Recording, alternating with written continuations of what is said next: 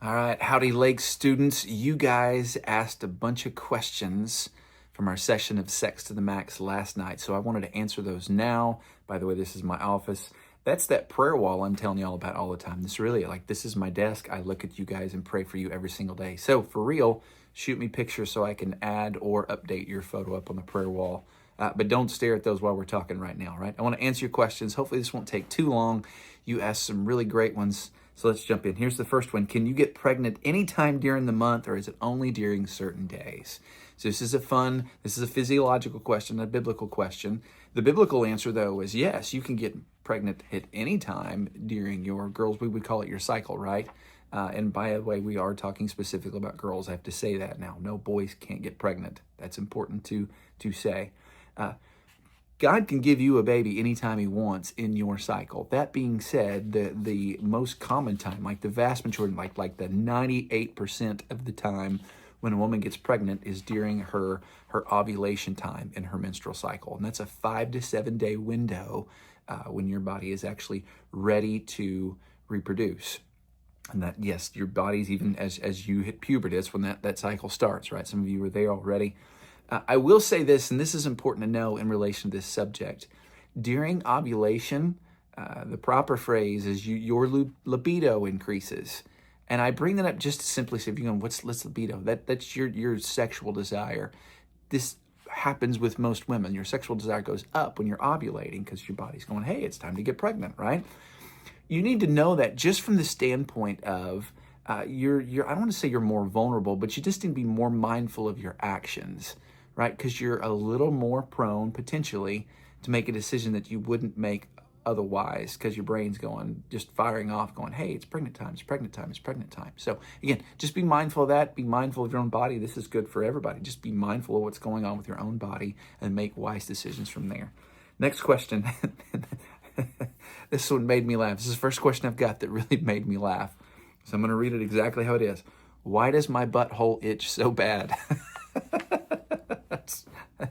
I'm assuming this is coming from a guy, just because that feels like guy language. If it's a female, then I apologize. Nonetheless, let me say right out the gate, depending on how much itching you're really experiencing, you probably need to go see a doctor, because it's possible that you've got some kind of an infection. It's possible you've got some kind of a rash down there. There's any number of things that, again, I'm not a doctor. I'm not qualified to diagnose, nor do I want to. I really don't want to see any of your buttholes. I will say, guys, we do tend to just scratch things whether we're itching or not, but it sounds like you're actually itching. So I would encourage you, talk to your parents and then go see a doctor and make sure everything's okay back there, and good luck with that, all right? How are you supposed to know that you guys will work without having sex before you get married? I love this question, and I'm actually going to answer it even more thoroughly when I finish the session later on. So I'm just answering questions right here. I'm going to finish last night's lesson in a video later on. I'll send you also. That being said, I'm so glad you asked this question, because this is a really common moniker. Actually, we talked about empty words or deception. This gets thrown up a lot. Hey, like, you need to have sex beforehand because you want to make sure that you're sexually compatible. You want to make sure that they're good at sex, because you don't want to be married to somebody and then be stuck with them forever and then be miserable sexually. Guys, that's not how it works. So here's what's truly fun about sex. When you start, if you do things God's way, and what I mean by God's way is, I mean like you end up at the wedding altar as a virgin and you're marrying a virgin. And again, if you're not a virgin, it doesn't make you less of a person. But if we're following this to a T, doing things exactly as God said, here's what's cool about sex. Number one, the first time you do it, it's going to be weird. Like, it's going to be exciting, but also weird, because you're just experiencing something like everything else in your life. You're doing something you've never done before. I don't think there's anything that you will ever do in your entire life that the very first time you do it, you're going to be awesome at. And anything, whether it's sex or sports or singing a song or whatever, the very first time it's awkward because it's new and you don't know what you're doing. Here's the fun thing about sex. And remember, we looked at this passage last week. God actually commands married couples to do it. You get to keep practicing. And practice makes perfect, right? Sexual compatibility doesn't just happen. Like, it's something that married couples work together on, and they literally figure it out. And it's a fun thing to practice and do. So don't be led astray by this lie. Again, it's really, really common. Oh, you got to try it. Maybe she's just not good, or maybe he's really awkward, or his body's not right, or what? Like, just all of those things. They're just empty words and they're lies, right? You focus on what God has said. Honor his, I'm going to put it this way, his demands of us, right? His biblical requirements of us. And he really does bless that. Again, that's why we call this series Sex to the Max. You're going to enjoy sex to the maximum level if you do things God's way. And I'm going to show you like a literal chart here later on when I finish my lesson. But it's really, really cool. Turns out the people who enjoy sex the most on planet Earth are married Christian couples. The most extensive sex study ever done in history showed that definitively. It's really, really cool. I'll show that later on. Let's keep going. Actually, it's not really a sex to the max question, but in the song Make Room, which we sang last night, there's a lyric in the bridge that says, break down the walls of all my religion. What does that mean? I love that you asked this question. I want you to understand the stuff that we're singing. So that is one of the songs we sing pretty often because it's a really great song. The emphasis is on the word you. Break down the walls of all my religion. My, as in like the rules that I've made up for myself, the things that I think is right about you, God.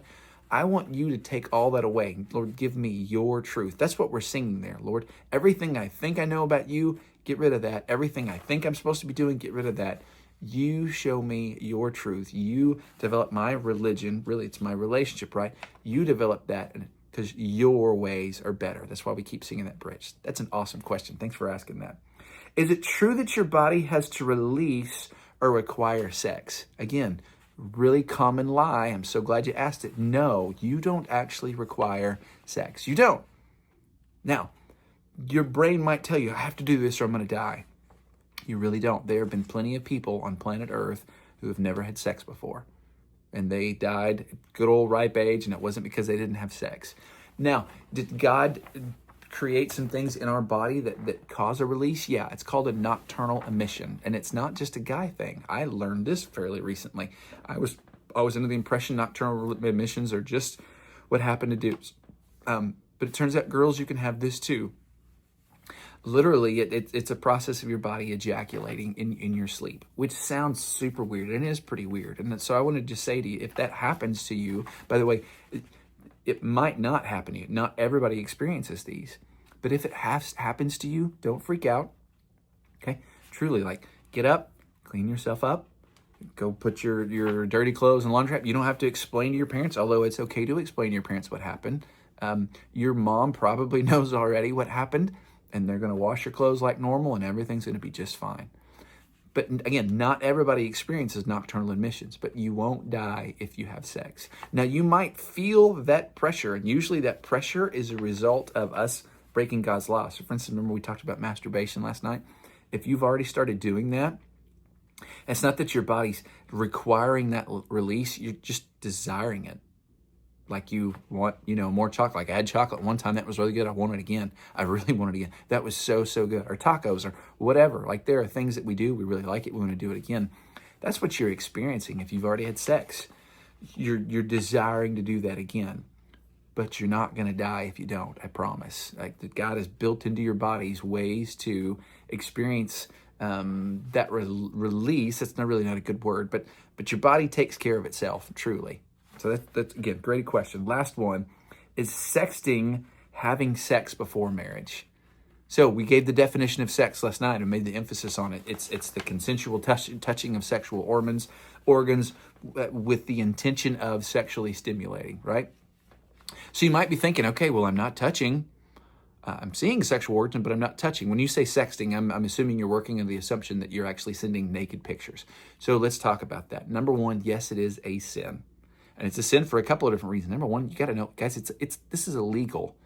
Okay, if you are under the age of 18 and you're sharing naked photos, that's a big no-no. Technically, that's child pornography.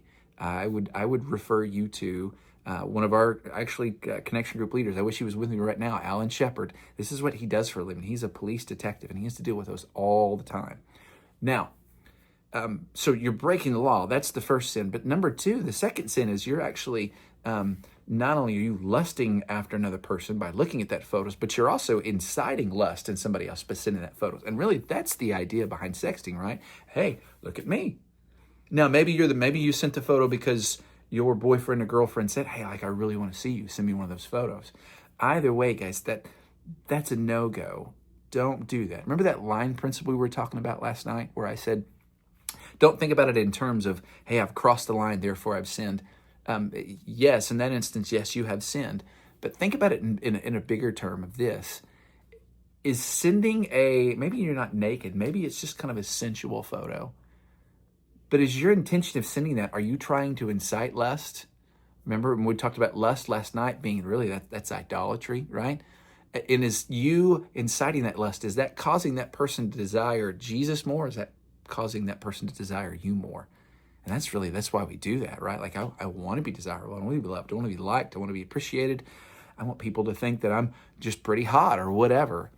And all of those, man, that's deceitful, and those are the same empty lies, right? This is good, this is helpful. It's not. Like it's going to land you at a place where you don't want to go. Girls, and again, guys too, this is not just a girl thing. I can't tell you how many times I've had young ladies that have done that and regretted it, not only because they recognized that it was sin, they felt shame immediately from doing that, but also once you send that photo, you can't get it back. You just can't. Like, you have no guarantee that that's been deleted, that it's not been shared, it's not been showed to somebody else. Again, girls can do the same thing. There's 100 reasons why you don't want to sex, but I would just end it with this thought too. One of my hopes for you, and one of my hopes for myself too, is I want to be able to say the only persons that have ever seen me naked is, my mom, obviously, maybe my dad, doctors that I've been to, and then my wife, right? And in the sexual sense, it's only been my wife. Like, I've only shared my body, both the touching aspect and just the seeing aspect. I've only shared my body with that woman that I love most, that woman that God gave me. And I would love for you to be able to say the same thing. So stay away from the sexting thing. It incites lust.